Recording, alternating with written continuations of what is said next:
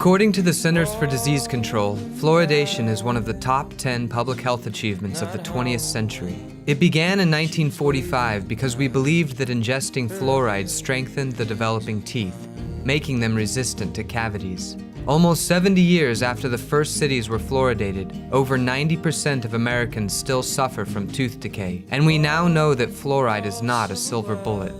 Recently, the Environmental Protection Agency added fluoride to its list of developmental neurotoxins, chemicals that interfere with normal brain development in utero and in children. And the EPA-commissioned National Research Council has determined fluoride to be an endocrine disruptor, causing the most severe harm to our thyroid gland. So whether or not fluoride in our water is benefiting our teeth, the time has come to rethink this very old practice.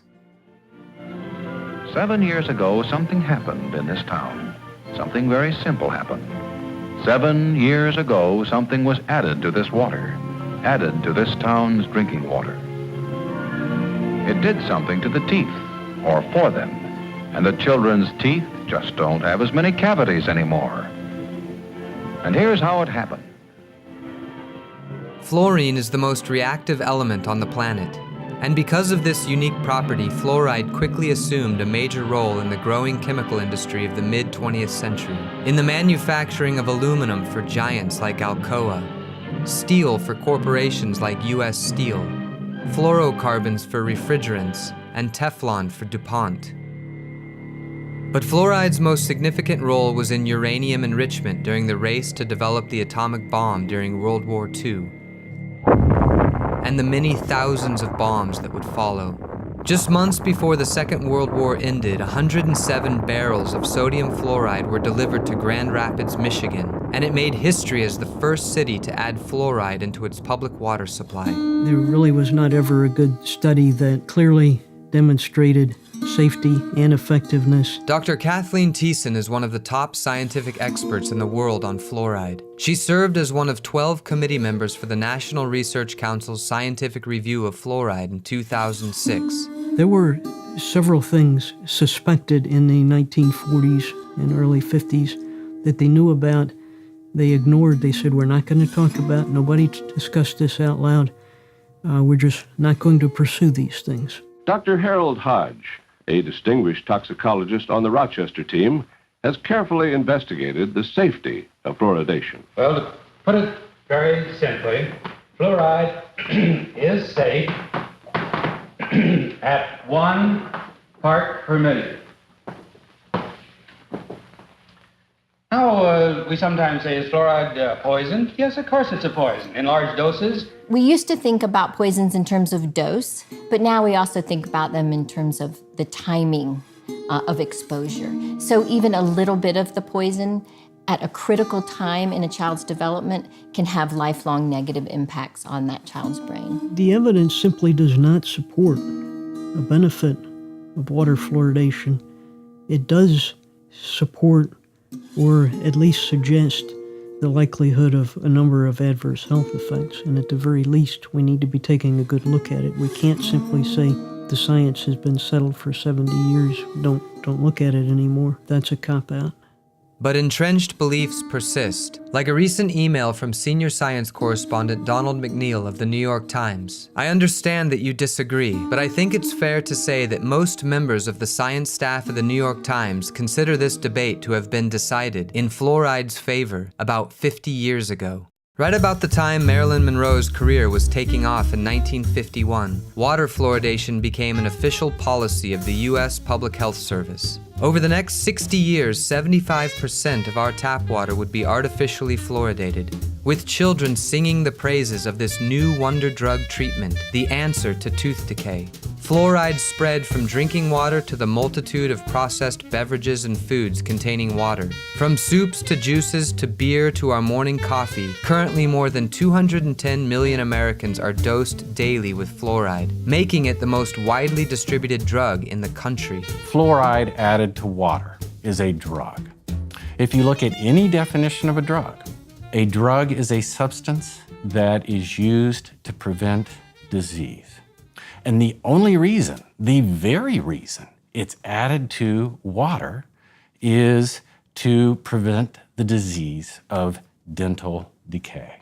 It's an uncontrolled dosage. Nobody knows exactly how much any individual is getting. Nobody's checking to see if it's working for that individual or if there are any side effects for that individual. So it goes against everything we have now about informed consent. That should concern us all because informed consent is a fundamental tenet of ethical medical practice. At times, fluoride is compared to vitamin D or folic acid, but in actuality, that comparison is completely wrong. Vitamin D and folic acids are vitamins or nutrients that we need to be healthy, and without them, we would be sick or even die. But without fluoride, we would be perfectly healthy. We have a moral obligation and responsibility to assure that all people have the right to what it is that they're putting into their bodies. The Supreme Court has held that all Americans have a fundamental right to refuse medical treatment. This is part of our basic liberties guaranteed to all of us pursuant to the 14th Amendment. But refusing medical treatment in the case of fluoride is extremely difficult because ordinary household filters do not remove fluoride, and it's also in almost every beverage or soup containing water. You would literally have to stop going out to opt out of this drug. Hexafluorosilicic acid, or HFSA for short, is the fluoride chemical added to our water. It comes from the smokestacks of the phosphate industry, captured by what are called wet scrubbers put in place under the Clean Air Act to remove fluorine gas and other pollutants. This HFSA slurry is not pure, containing trace amounts of arsenic, mercury, cadmium, thallium, radionuclides, and lead. An industrial waste byproduct turned public health benefit was welcomed by the EPA's Rebecca Hamner. In a letter from 1983, she wrote, "In regard to the use of fluorosilicic acid as a source of fluoride for fluoridation, this agency regards such use as an ideal environmental solution to a long-standing problem. By recovering byproduct fluorosilicic acid from fertilizer manufacturing, water and air pollution are minimized, and water utilities have a low-cost source of fluoride available to them." So why would we ever add a chemical that contains those neurotoxins as part of getting fluoride in the water, which is a neurotoxin in itself? Most of the neurotoxic substances and carcinogenic substances are considered to not have a threshold, meaning that there's no level below which they're safe. Fluoride definitely crosses the placenta. So in actuality, the dose for a fetus that is safe in terms of a neurotoxin is 0. But if a pregnant woman is drinking fluoridated tap water, she's exposing her fetus to quite a bit of fluoride, certainly an amount that's above what we know to be safe for the child's developing brain.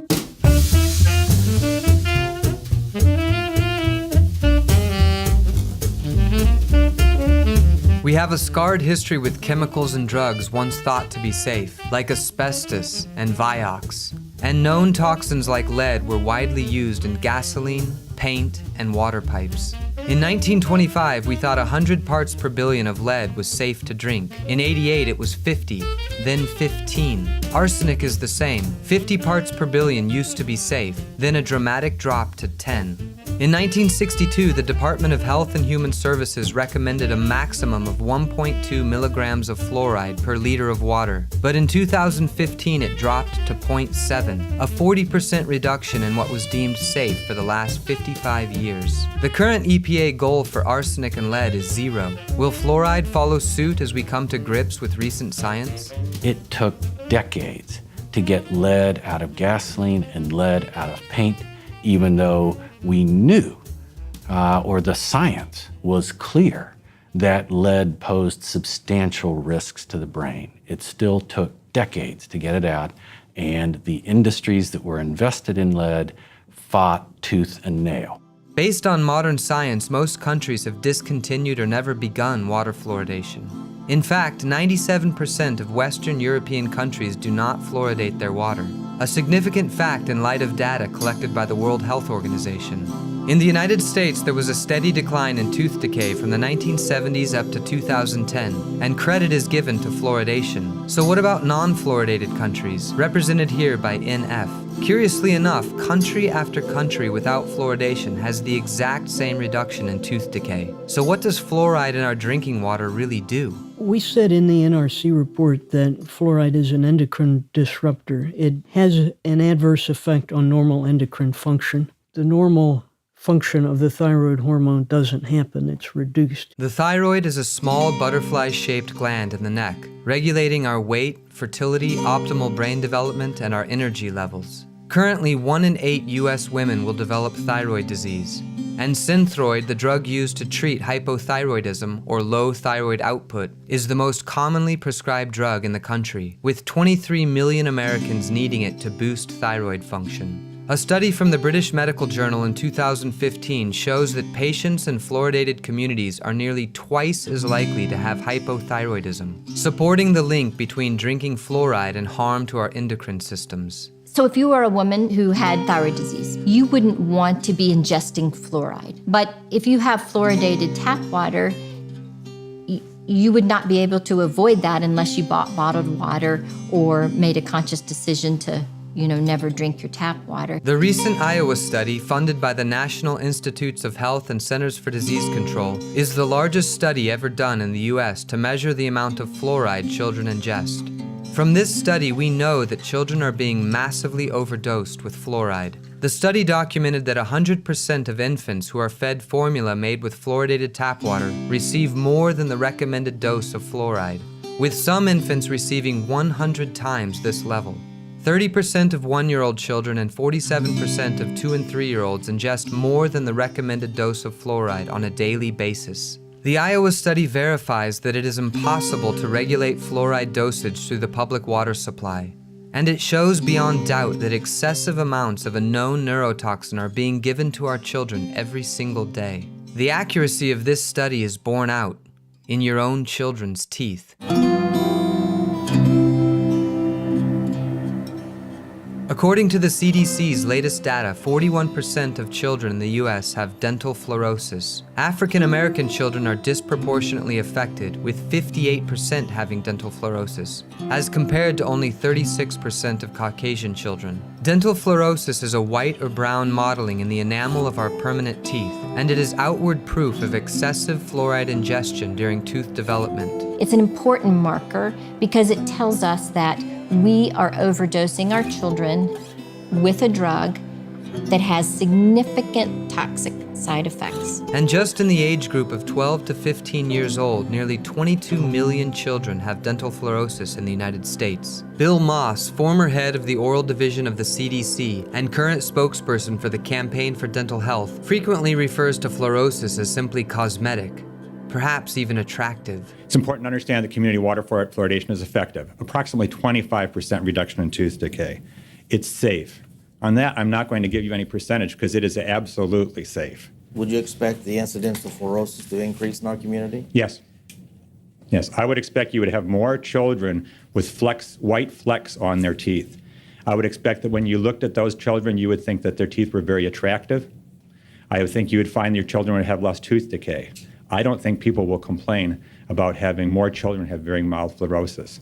There seems to be a huge institutional reluctance to accept that we live in a different world now and that we know a great deal more about fluoride and its risks now than the world of 1950. A landmark study from Harvard just out in 2015 shows that dental fluorosis in a child correlates directly with a lower IQ. Their results showed that moderate and severe fluorosis was significantly associated with deficits in digit span scores. Similar to mercury, lead, and flame retardants, fluoride exposure impacts a child's short-term and working memory. Of great importance to all of us, in their study, the lowest fluoride concentration in well water was 1 milligram per liter, a level that is within the current DHHS recommended level of fluoride in drinking water, our drinking water. The greater the fluoride exposure, the more severe the dental fluorosis, the greater the number of IQ points lost. It makes absolutely no sense to expose our child to yet one more developmental neurotoxin. And I think any mother, if you ask them, would you want your child exposed to any amount of lead or any amount of mercury? The mother would say, absolutely not. But yet we give fluoride to our children every day, knowingly and intentionally. That makes no medical sense. It makes no ethical sense. I don't care whether you're a grandparent, a parent, an uncle, an aunt, a brother. We've got to all see it from our perspective to protect not the next generation, the now generation. So we're overexposing We're our overexposing children most of the population, most of our children. in the name of With fighting. better teeth, half a cavity per child. Are we willing to risk our children's brain and thyroid health for one less cavity at best? That just doesn't make any sense. We only get one chance to develop a brain, and it's a precious moment of life that we should protect and nurture in every way we can. This moment will never come again. I know it because it has never been before. I listen to the rain outside the door. 1,000 voices singing songs that ain't been sung before. Fluoridation began so long ago that many people dismiss it as a non-issue, but that's exactly why we should question and re-examine it. This was the same time period when Valium was prescribed to housewives. Feet were x-rayed for shoe size. Cigarettes were harmless, and nuclear testing was exciting to watch. We knew less and understood the world differently.